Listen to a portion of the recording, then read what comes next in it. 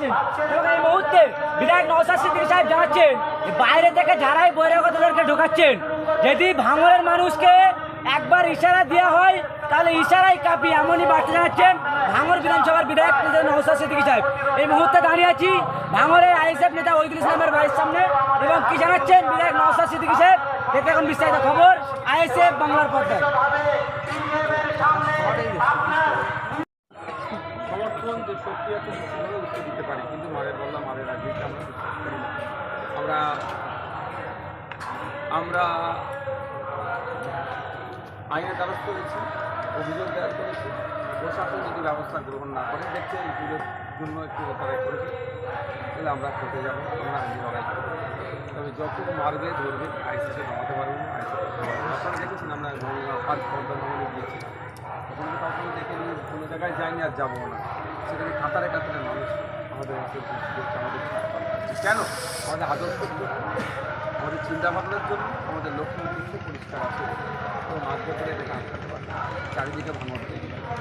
আপনাদের অভিযোগ ছিল বাইরে থেকে এসে মারধর করেছে, কিন্তু আর একটা থানা থাকার পর থেকে বাইরে থেকে বহিরাগত এসে মেরে যাচ্ছে আপনাদের কর্মীদের। দেখুন, প্রশাসনের তো সত্যিকারের কথা যে খারাপও লাগে বলতে আর হাসিও লাগে যে হকের দিয়ে ঠিকঠাক দিচ্ছে না, তাতেও যদি এত চাকরিকারিতা করে ফেলে এরা, তাহলে দিয়ে দিলে কী করবে?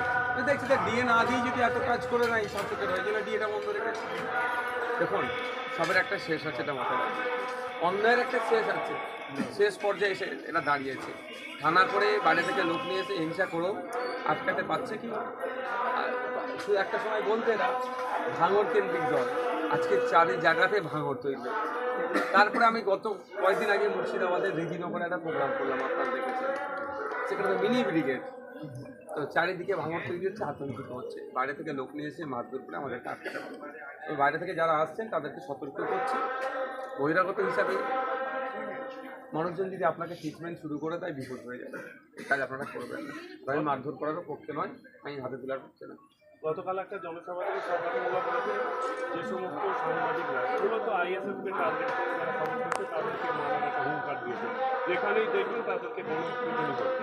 বুঝতে পারছি জনসভা থেকে সরকার মোল্লা গণতন্ত্রের চতুর্থ স্তরের সাংবাদিকদের একেবারে জনসভা থেকে মারার হুঁশিয়ারি দেয়। মানে বুঝতে পারছেন, যারা ফ্যাসিস্ট হয় তারা কোন জায়গায়, এরা ফ্যাসিস্ট কোন লেভেলে পৌঁছেছে। আমি এমনি এই ধরনের নটোরিয়াস ক্রিমিনালের উত্তর দিই না প্রশ্ন করলে, যদি সাংবাদিক রিলেটেড বলে উত্তর দিচ্ছি। যারা ফ্যাসিস্ট হয় তাদের কাজটাই হচ্ছে কি জানেন, সবকে দমন করা।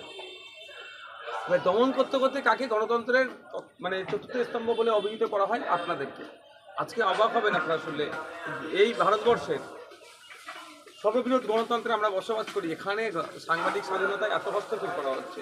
আরে এমন অনেক সাংবাদিক আছে আমার বিরুদ্ধে খবর করে, মানে অন্যায়ভাবে আমার বিরুদ্ধে খবর করে, তারপরে আমার কাছে যায়, আমি কোনোদিনের জন্য তাদেরকে কিছু বলি না, কিন্তু হাসি তাদের মুখটা দেখে, এত এড়িয়ে যায়। তারপর আপনার সঠিক খবর যখন উপস্থাপন করছে আপনাদের উপরে এরকম করা কথা বলছে। যদি কোনো সাংবাদিকের উপরে কোনো ধরনের আক্রমণ হয়, এর দায়ভার শওকত মোল্লাকে নিতে হবে এবং তার মূল্য শওকত মোল্লাকে চুকাতে হবে। ভোটের আগেই আইএসএফের ডাবটি নেতা মার খাচ্ছে, কিন্তু কর্মীরা তাহলে কি করতে পারবে? দেখুন, এটা হচ্ছে একটা টার্গেট যে মাথাকে আক্রমণ করে ডালপালা ভয় পেয়ে যাবে। ব্যাপারটা হচ্ছে আইএসএফের একটা কর্মীর যা সাহস, আইএসএফের নেতৃত্বেরও অত। প্রত্যেকটা কর্মী প্রস্তুত আছে, আইএসএফ শুধু কাজ বুঝে নেওয়ার জন্য নেতৃত্ব তৈরি করেছে, বাকি প্রত্যেকটা বুথ স্তরের কর্মী আইএসএফের নেতা। ভাইজান, ভাঙড় কত সর্বদা নেতাকে মারবে? তৃণমূল কংগ্রেসের একটা শক্ত ঘাঁটি ছিল, যা বর্তমানে আচ্ছা, আইএসএফের ফার্স্ট। গতকালকে এখন ভোট যত এগিয়ে আসছে দেখা যাচ্ছে দিনের পর দিন এক একটা আইএসএফ কর্মী আক্রান্ত হচ্ছেন। সামনে 2026-এর বিধানসভা নির্বাচন শওকত মোল্লা একরকম শপথ গ্রহণ করেছেন যে ও শপথ 2021-এ করেছিল স্টেজ থেকে, যে আমার বড় ভাইকে চ্যালেঞ্জ করে বলেছিল যদি ভাঙড় থেকে 2021-এ জিততে পারি আমরা যদি কন্টিনিউ জিততে পারি তাহলে ওনার সার্টিফিকেট ছেড়ে ফেলে দেবে। ওই শপথ রাখতে বলুন, ওই শপথের কোনো কাজ হবে না। মানুষ প্রস্তুত আছে, 2021-এ যা না উত্তর দিয়েছে রাজ্যের মানুষ তৃণমূলকে আইএসএফের পক্ষ নিয়ে, 2026-এ এর ডবল উত্তর সারা রাজ্যের মানুষ দেবে। অবস্থায় আপনি আইএসএফ কর্মীদের উদ্দেশ্যে কি বলবেন? আইএসএফ কর্মীদের উঠছে সবসময় এক বার্তা, শান্তির সাথে থাকো, মারামারি হিংসায় আমরা জড়িয়ে পড়বো না। প্রয়োজনে মানুষের স্বার্থে কাজ করতে এসেছি, পিঠ পেতে দেবো, মার খাবো কিন্তু আমরা মারবো না। গতকাল ভগবানপুর অঞ্চলে সিপিআইএম নেতা পলাশ গাঙ্গুলিকে উত্তরবঙ্গের যে দুর্যোগ হয়েছে সেখানে চাঁদা কালেকশন করতে গেছিল, তাদের সহযোগিতা করার জন্য তাদের বেধড়ক মারধর করা হয়েছে এবং তিনি এখনো উনি হসপিটালে সহ ওনার সাথে একাধিক জনকে মারধর করা হচ্ছে। তাহলে গণতন্ত্রটা কতটা সংকুচিত করছে এই নোটোরিয়াস ক্রিমিনালদের হাতে দায়িত্ব দেওয়া করে মমতা ব্যানার্জি। উনি গল্প শোনায় উড়িষ্যার, গল্প শোনায় অসমের, গল্প শোনায় ত্রিপুরার গণতন্ত্রের বিপন্ন। আমাদের পশ্চিমবাংলার গণতন্ত্র ঠিকঠাক আছে তো? আজকে উত্তরবঙ্গের মানুষ বিপর্যয়ের সম্মুখীন হচ্ছে, ঠিক করে ত্রাণ, সরকারি ত্রাণ পাচ্ছে না, ফলে বেসরকারিভাবে অন্যান্য রাজনৈতিক দলের মাধ্যমে বা স্বেচ্ছাসেবী সংগঠনের মাধ্যমে ত্রাণের ব্যবস্থা যখন করা হচ্ছে তাদের আক্রমণ নেমে আসছে। এর জবাবটা শুধু ভগবানপুরের মানুষ দেবে না, উত্তরবঙ্গের মানুষ দেবে, দক্ষিণবঙ্গের মানুষ দেবে, এর জবাব দেবে যারা ওই মারধর করেছে। আশা করবো প্রশাসনকে যে নিরপেক্ষতা বজায় রেখে তাদের বিরুদ্ধে ব্যবস্থা গ্রহণ করুন, অন্যথায় মানুষ যদি আইন হাতে তুলতে শুরু করে সেটা খুব ভালো লাগবে। ভাইজান, যে দুর্গাপুর ক্যাম্পাসে যে ধর্ষণ কাণ্ড হয়েছে, অভিযুক্তরা সংখ্যালঘু হওয়ায় বিরোধী দলনেতা বা বিজেপির লোকজন সমগ্র সংখ্যালঘু সম্প্রদায়কে যেন কাঠগড়ায় তুলে দিয়েছেন, সে ব্যাপারে কী বলবেন? তার আগে বলি, অভিযুক্ত একটা পুরুষ, তো তাহলে সমগ্র পুরুষ জাতিকে কাঠগড়ায় তুলে দেবে? তিলোত্তম আমাদের বাড়ির মেয়েকে যে খুন করে, যে খুন করে ধর্ষণ করলো, এখন পর্যন্ত যাদের নাম উঠে আসছে তারা কোন সম্প্রদায় যদি প্রশ্ন করা হয়? কদিন আগে রামপুরহাটে আমাদের এক আদিবাসী মেয়েকে ধর্ষণ করে টুকরো টুকরো করলো, তার ধর্মীয় পরিচয় যদি জিজ্ঞাসা করি। তার কদিন আগে পুরুলিয়াতে একটা আদিবাসী মেয়েকে শ্লীলতাহানি করলো, ধর্ষণ করে ওখানে শ্লীলতাহানি করেছে, তার যে ধর্মীয় পরিচয় যদি হয়। শুভেন্দু অধিকারীদের কাছে ধর্ম ছাড়া আর কিছু নাই, ধর্মীয় রাজনীতি করা ছাড়া। তারপরও আমি বলবো, যেভাবে শুভেন্দু অধিকারী, অর্জুন সিং, বিজেপিরা যে কথা বললে সমাজে বিশৃঙ্খলা তৈরি হতে হবে, দুটো সম্প্রদায়ের মধ্যে বিভেদ তৈরি হবে, তাদেরকে ছেড়ে রেখেছে কেন? তাদেরকে এখন গ্রেপ্তার করে জেলের মধ্যে রাখছে না কেন?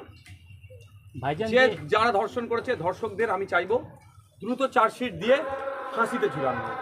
এসআইআর এখন বিজেপির মুখ্য হাতিয়ার হয়েছে, আপনি এসআইআর এর পক্ষে না বিপক্ষে? কি আমি সংবিধানের পক্ষে। এমন কোশ্চেন করবেন না, যদি প্রশ্ন আপনাকে করে আপনি কি এখন বাজার থেকে তোলা বন্ধ করে দিয়েছেন, তার মানে কি? যদি বলেন আপনি বন্ধ করে দিয়েছেন, তার মানে আগে তুলতেন, আর বন্ধ করেননি, তার মানে এখন চালিয়ে যাচ্ছেন। সুতরাং পক্ষে বিপক্ষে ওই ধরনের কথা বলবেন না। আমি আপনাকে বলি, এসআইআর এখন রাজনীতিকরণ হচ্ছে। তৃণমূল বিজেপি মিলে পশ্চিমবঙ্গের মানুষকে শোষণ করছে আর শাসন করার চেষ্টা করছে। এসআইআরকে হাতিয়ার করছে। এসআইআর হওয়ার জন্য প্রায় 70,000 অফিসার লাগবে, প্রতি বুথে একটা করে অফিসার লাগবে, বুথ লেভেল অফিসার। কে দিচ্ছে? রাজ্য সরকার দিচ্ছে।